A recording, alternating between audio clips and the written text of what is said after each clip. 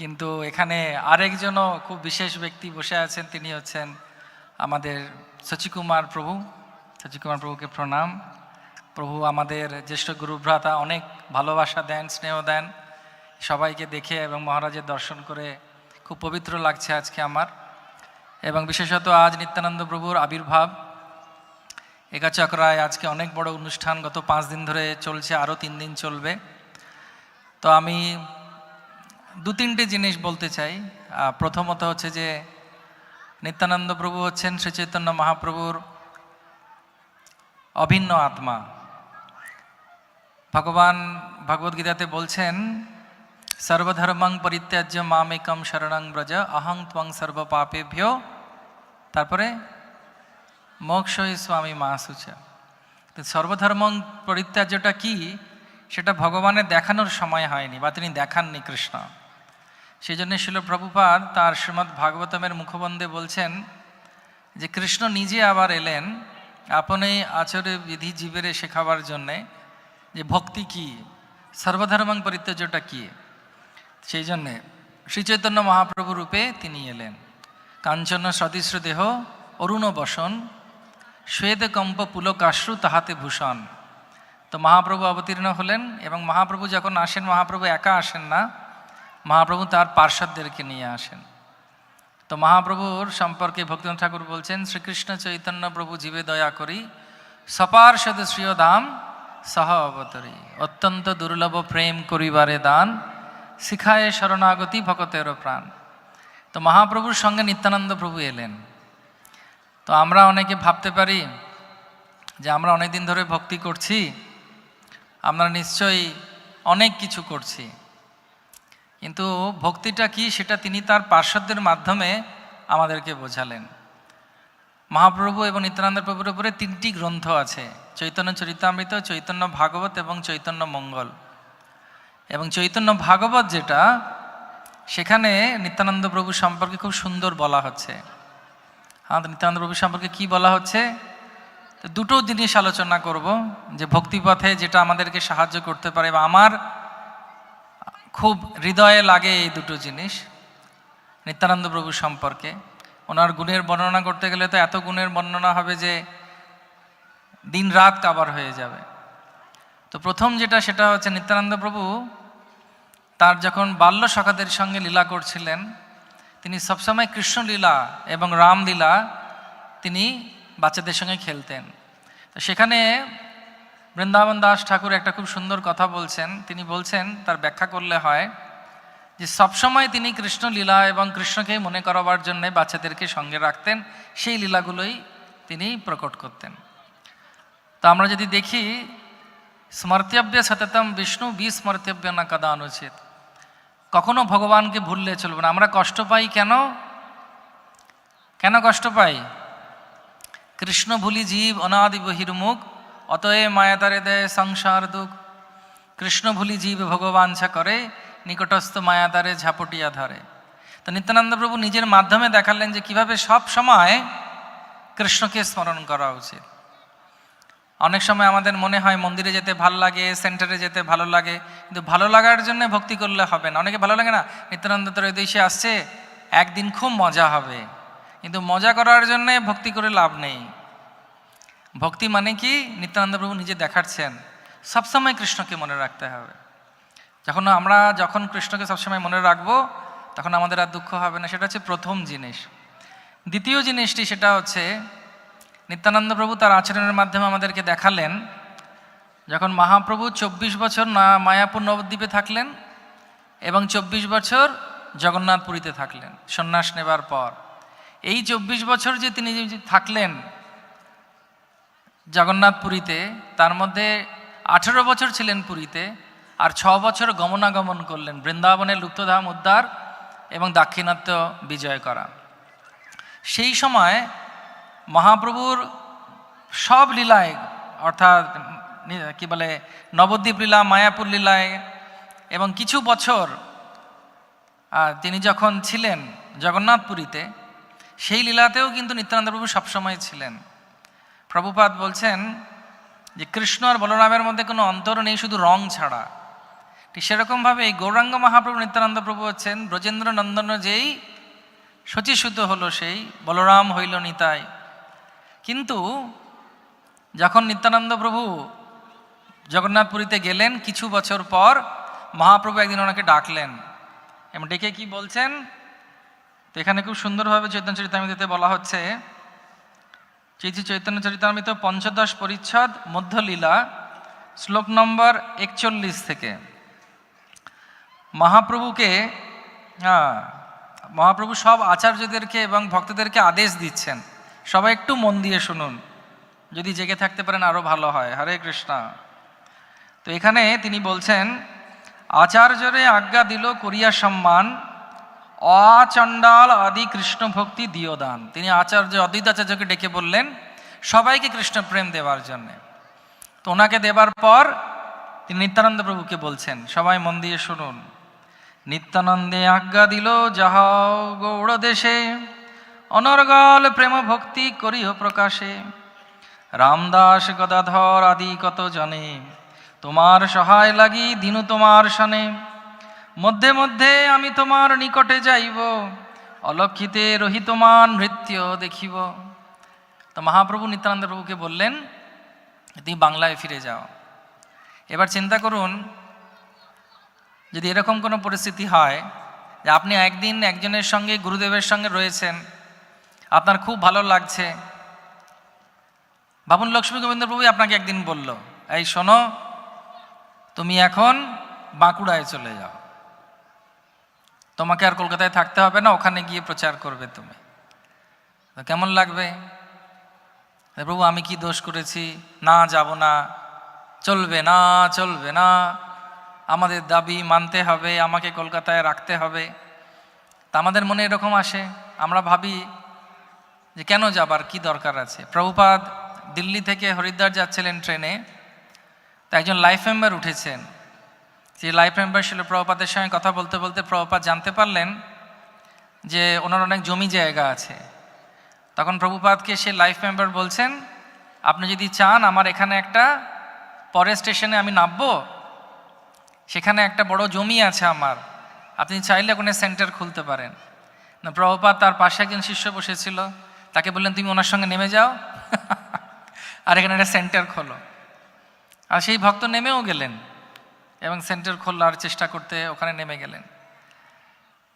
আমরা জানি যখন শ্রীল তামাল কৃষ্ণ গোস্বামী মহারাজ গুরুদেব, তাকে একদিন প্রভুপাদ ডেকেছেন, তিনি তখন খুব ভালো করে বুক ডিস্ট্রিবিউশন করতেন এরকম গাড়ি নিয়ে।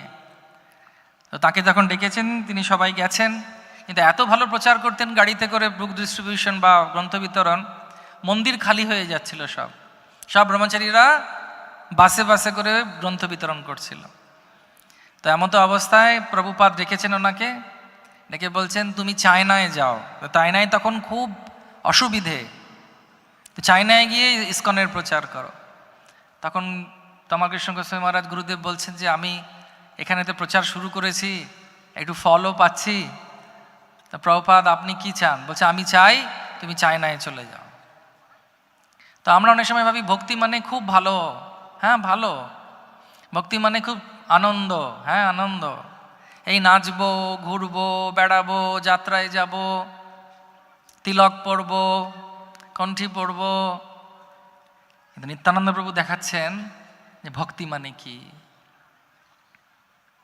হ্যাঁ ভালো লাগে না মায়াপুর যেতে, ভালো লাগে না কীর্তন শুনতে, সেখানে আটকে থাকলে হবে? দেখলে হবে কি? জোরে বলুন, দেখলে হবে? খরচা আছে, এমনি এমনি কৃষ্ণকে পাওয়া যায় না। আপনাদের লক্ষ্মী গোবিন্দ প্রভু কতদিন মায়াপুরে থাকেন? আজকে যদি উনি কষ্ট না করতেন এই হলটা ভরতো? আপনারা কৃষ্ণপ্রেম পেতেন? বলুন, এনাদের ভক্তরা যদি এত পরিশ্রম না করত, নিত্যানন্দ প্রভুকে অনুসরণ না করত, প্রভুপাদ যদি বিদেশে না যেতেন, ওই বৃন্দাবনের ঘরেই থেকে যেতেন, তাহলে আমাদের আজকে এত রকমের রান্না বান্না করে ভোগ লাগিয়ে খাওয়া হতো? প্রভুপাদ একটা 100 গ্রাম মাখন 1 মাস চালিয়েছেন, একটা আপেলকে 6 দিন খেয়েছেন। দেখলে হবে, খরচা আছে। তার মানে কি? কষ্ট করতে হয়। তা আমরা যত বেশি করে ভাববো আরামে ভক্তি করব, ভগবান বলছেন ইয়ে যথা মাম প্রপদ্যন্তে তম সতৈব ভজাম্যহম, আপনাকে আরামেই রেখে দেবেন। আর যখন ভগবত ধামের জায়গাটা আসবে বলে একটু বসো, সিট খালি হলে ডাকবো। সেই জন্য আমাদের উপর দায়িত্ব। বাউল বাউল বলছে সবাই, বাউল হচ্ছে কোন জনা? সারা গায়ে মাখলে তিলক গৌর মেলে না। সেই জন্য নিত্যানন্দ প্রভুর স্বরূপে শ্রী গৌরাঙ্গ মহাপ্রভু তার কৃপা দিলেন। কিভাবে? তিনি নিত্যানন্দ প্রভুকে বললেন চলে যাও, গৌড়ে যাও। বাঙালি হচ্ছে পড়ুয়ার জাত, খালি পড়তেই থাকে, কিন্তু ঘরে থেকে কিভাবে ভক্তি করতে হবে তুমি গিয়ে দেখাও। তো নিত্যানন্দ প্রভু একবারের জন্য বলেননি আমি যাব না। হ্যাঁ, আন্দোলন করেননি, আমাদের দাবি মানতে হবে, চলবে না চলবে না, আমি বাংলায় যাব না যাব না, তুমি যেখানে সেখানেই থাকবো, দেখি আমাকে কে বার করতে পারে, দেখি কার বুকের পাটা কত আছে, আমাকে করবে। তো এরকম অনেক সময় আমরাও ভাবি ভক্তিতে, আমার এই ডিপার্টমেন্ট থেকে আমাকে অন্য ডিপার্টমেন্টে যেতে বলছে, কেন যাব? কিন্তু যে ভক্ত, তার মন খুব নির্মল, সে যা গুরুদেব বলছেন সেটাই শোনে। গুরুদেব তার ভালো জানেন। ছিল ভক্তি সিদ্ধান্ত সরস্বতী ঠাকুর এক জায়গায় শুনলেন যে ওনার যে মঠ উনি খুলেছেন আলান্নাতে, ওখানে একজন ব্রহ্মচারী খুব দাদা হয়ে গেছে। দাদা মানে বোঝেন? দাদাগিরি, ওই একদম আস্তে। তো দাদাগিরি করছে। তো তখন তিনি তাকে ডাকলেন, ডেকে বললেন যে আমি একটা নতুন মঠ খুলেছি মাদ্রাসে,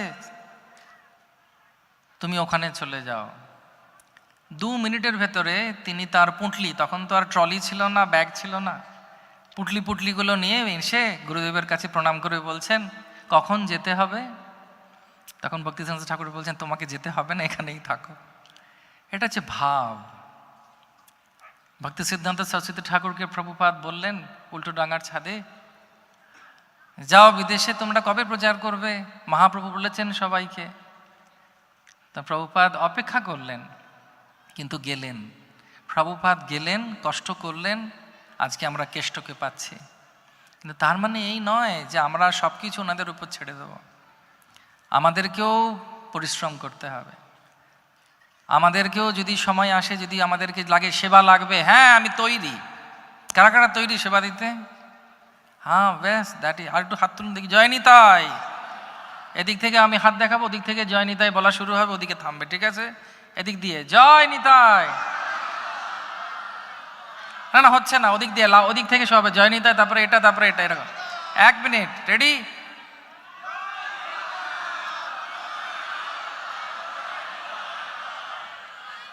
আর এবার ওদিক থেকে তালি শুরু হবে, ওদিক থেকে তালি, তারপরে এদিকে তালি, ওদিকে তালি, আবার আসতে এদিকে, এদিকে, এদিকে, এদিকে, এবার সবাই একসঙ্গে হরি বল। তো আমাদের সবাইকে পরিশ্রম করতে হবে। যদি আমরা পরিশ্রম না করি তাহলে ওই আরামেই বসে থাকবো। যে যত ঘাম দেবে গৌরাঙ্গ মহাপ্রভুর জন্য, নিত্যানন্দ প্রভুর জন্যে, তার হৃদয়ে তত কৃষ্ণ প্রেম আসবে। হ্যাঁ, ভগবান বলছেন নেহা বিক্রমণানাস্তি প্রজ্ঞাবাদে বিদ্যতে স্বল্পমপি যস্য ধর্মস্য ত্রায়তো মহতো ভয়াৎ। একটু করলেই হবে। একটুতে কি মন ভরে? পনির 1 পিসে হয়ে যায়? রসগোল্লা, নলেন গুড়, সন্দেশ একটা পিসে কি হয়ে যায়? মনে হয় না যে আরেকটা পাতে পড়লে বেশ হয়? ঠিক সেই রকমভাবে চিন্তা করুন তো, একটা সময় যদি আসে হৃদয় পুরো পরিষ্কার, কারুর প্রতি দ্বেষ নেই, হিংসা নেই, সবাইকে ভালোবাসতে পারছি, যার সঙ্গে দেখা হচ্ছে তাকে আমি আলিঙ্গন করতে পারছি এবং কৃষ্ণ প্রেম দিতে পারছি। শুনে কেমন লাগছে? কি শুয়ে পড়লেন নাকি?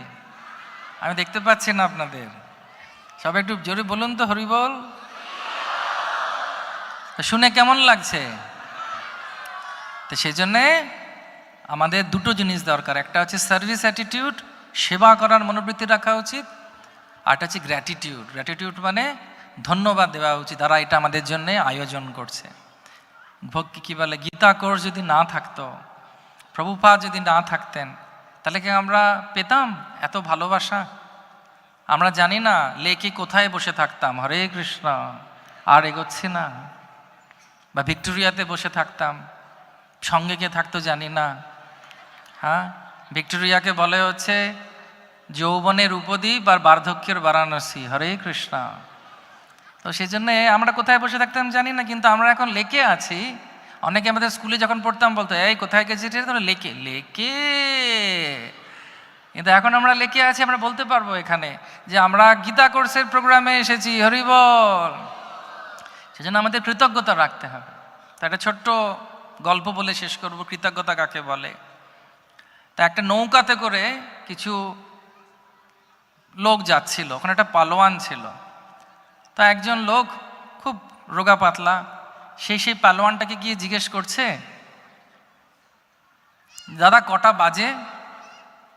তখন সেই পালোয়ানটা হাতের মুষ্টি করে ওর মাথায় একটা দুম করে কিল দিয়েছে। তখন মাথা ঘুরে গেছে।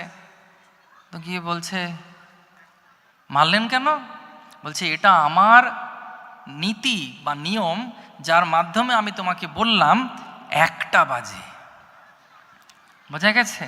এটা আমার স্টাইল বা আমার ধরন বোঝাবার কটা বাজে। তুমি জিজ্ঞেস করলেন না কটা বাজে, দুম 1টা বাজে। তখন ও ফিরে এসেছে, মাথা ঘুরছে। তখন ওর বন্ধু বান্ধবরা বলছে, এই চল ওকে গিয়ে মারি। বলছে, ওর চেহারা দেখেছিস? ওর হচ্ছে 6 প্যাক, আমার ফ্যামিলি প্যাক। তা আমি কিভাবে ওকে মারবো? আর আমি ভগবানকে ধন্যবাদ দিচ্ছি যে আমি 1 ঘন্টা আগে ওকে জিজ্ঞেস করিনি কটা বাজে। বোঝা গেছে? বোঝা গেছে? তো এটা হচ্ছে কৃতজ্ঞতা স্বীকার। কৃতজ্ঞতা স্বীকার মানে যা পেয়েছি প্রভু যথেষ্ট, এত কৃপা কেউ পায়, আমরা পেয়েছি। সেজন্য আমাদের খুব সিরিয়াসলি গম্ভীরতার সঙ্গে নিত্যানন্দ প্রভুর চরণকে ধরে রাখতে হবে। নিতাই না বলিল মুখে, মজিল সংসার সুখে, সেই পশু পড়ো দুরাচার। নিতাইয়ের চরণ সত্য, তাহারও সেবক নিত্য, নিতাই পদ সদা করো আস। নিত্যানন্দ প্রভুর কাছে একটাই প্রার্থনা, আমার যেন মন ভরা থাকে আমাদের কৃতজ্ঞতায়, গুরুদেবদের প্রতি, বৈষ্ণবদের প্রতি, গুরু ভাইদের প্রতি, গুরু বোনেদের প্রতি কৃতজ্ঞতা যেন ভরা থাকে। আর কি, যার কৃতজ্ঞতা ভরা থাকবে হৃদয়ে, সে কি করবে না, সবসময় সেবা করতে চাইবে, তাই না? যে আমি কি করতে পারি, সেটাই আমরা চাইছি বারবার গৌরনিতাইয়ের কাছে, আমাকে সেবা দান করো। তা আমি আর দীর্ঘায়িত করব না, কারণ অনেক বাচ্চা কাচি কাচরাটা দেখলাম সেজে গুজে দাঁড়িয়ে আছে এবং আরও অনেক অনুষ্ঠান আছে। আমি প্রভুর কাছে খুব কৃতজ্ঞ যে প্রভু আজকে আমাকে ডেকেছেন। বাংলাদেশে উনিও আমার সঙ্গে অনেক প্রচার করেছেন, আমরা অনেক জায়গায় একসঙ্গে থেকেছি এবং অনেক সুন্দর মধুর স্মৃতি এবং অভিজ্ঞতা প্রভুর সঙ্গে আমার আছে। প্রভু একটু কড়াও আছেন কিন্তু, হরে কৃষ্ণ। এবং সেই জন্যই খুব ভালো, একটু কড়া না হলে না আমরা পেয়ে বসি। সেই জন্য আপনাদের অনেক সৌভাগ্য যে লক্ষ্মী গোবিন্দ প্রভুর মতো এত সুন্দর বৈষ্ণব পেয়েছেন। প্লিজ প্লিজ হাত জোড় করে আপনাদেরকে বলছি, আপনারা এই সমস্ত বৈষ্ণবদের আপনাদের জীবনের উপস্থিতিকে সহজভাবে নেবেন না।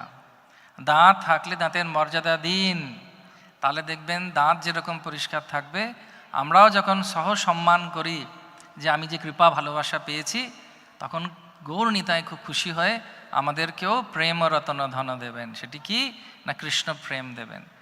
আপনারা একটু হাত তুলবেন, 2 হাত দিয়ে আমাকে আশীর্বাদ করুন যে আমি যাতে আপনাদের এইভাবে সেবা করতে পারি আর প্রভুর সঙ্গে সবসময় যেন এরকমভাবে হরিকথা আস্বাদন করতে পারে। আপনাদের অনেক ধন্যবাদ। হরে কৃষ্ণ।